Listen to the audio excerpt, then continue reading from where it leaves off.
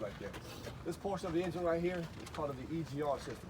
This right here, called the EGR, exhaust gas circulation. There's your EGR valve right here. Your turbocharger will be right down in here. Okay, you see it's got a heat shield on the back half of it. There's a small steel line running back up here to the back of this turbo, back to the exhaust, where the exhaust comes out the back of the engine. This is injecting diesel exhaust fluid into the exhaust as it comes out the back of this engine. Now, what this diff does is it ignites inside the pipe as it on its way out, so we see no more black smoke or black soot coming out. So she's cleaned the aisles up pretty nice. It's called diff. It has its own separate tank on the other side and a gauge up on the dashboard. Okay, but in the near future, right there, you come up and take a look. You can see the injector right there where the pipe comes in right back here. It injects that diff in right back in the back. Okay. Diesel exhaust fluid. There's nothing but ammonia, right? When you see it dried on the outside of the tank, it's a white, powdery looking substance, right? It's just ammonia is all it is, dried ammonia. It's harmless to you or the environment. You know where they get that at, don't you? It's cow urine. Oh, okay, good. Up here is your head, but behind this EGR system right here is your head. Now inside the head is your valve train, okay? That's your valve train. Remember, your valve covers up on top of that head.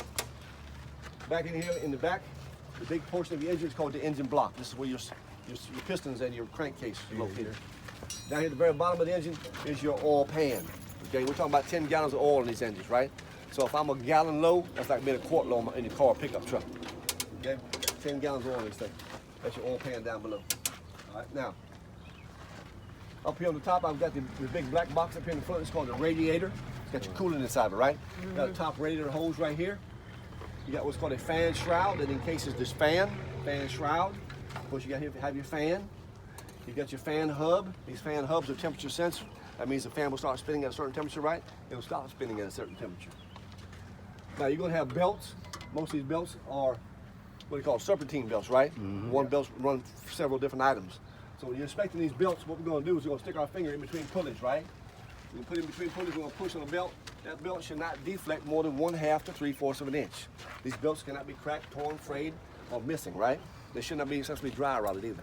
Yeah, you run your hand on the back side of them, feel set for dry rotting. Okay? Now, the top radiator hose will bring you down to your thermostat. In most cases, right there is your thermostat housing, okay, for that engine. Again, that's your turbocharger. The turbocharger is what's giving you all your power. Now, if you lose a turbo, sometimes you get warning. It's a high-pitched squealing noise. Or if you get no warning, the engine just goes blah. Yep, you just lost your turbo. You've got no power. 35 miles an hour is about the maximum you're going to get out of it once you lose a turbo, okay? If it gives you a warning, it'll be at a high-pitched squealing noise. If there's no warning, it's just that old blah sound. Just give up the ghost on you pretty much. It'll be going real slow. Right here behind the frame, I've got a water oil separator right here. And right back in the bottom right corner of this engine is your starter motor. Your starter, okay?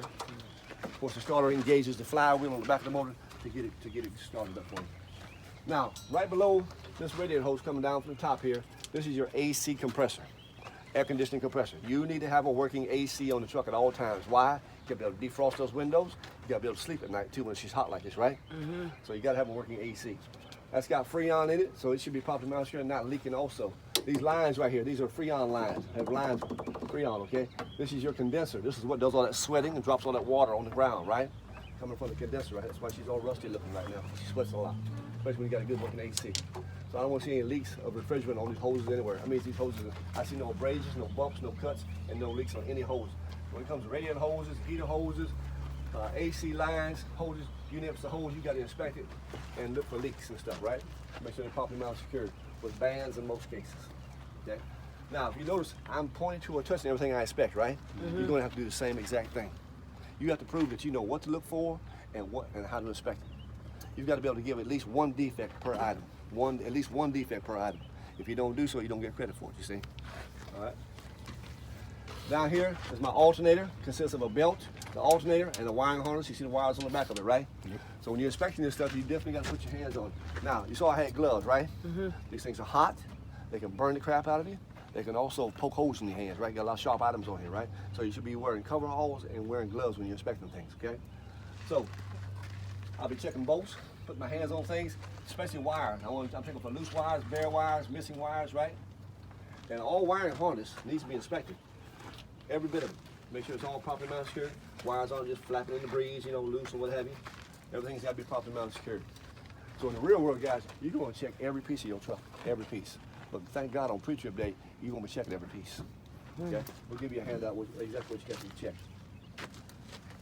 So we talked about this so far on this side, the air cleaner,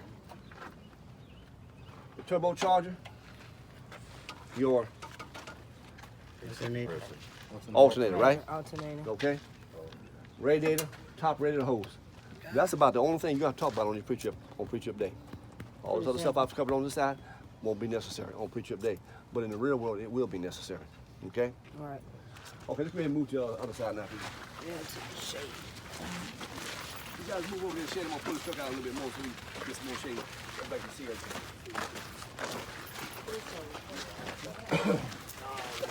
Everybody come over here and get the shade. I'm going to move the truck up here so we see it. Tayo na sa alternator lang yata ako tumama.